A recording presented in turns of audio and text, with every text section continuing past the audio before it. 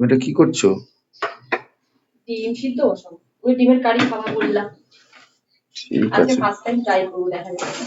আমি তাহলে এখানে একটু বসি। আচ্ছা ঠিক আছে। আরামসে।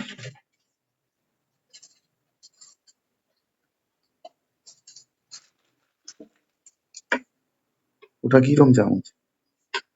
হ্যাঁ, এত বড় চামচ? ও এটা আগের দিন অনলাইন থেকে নিয়েছি চামচটার জন্য।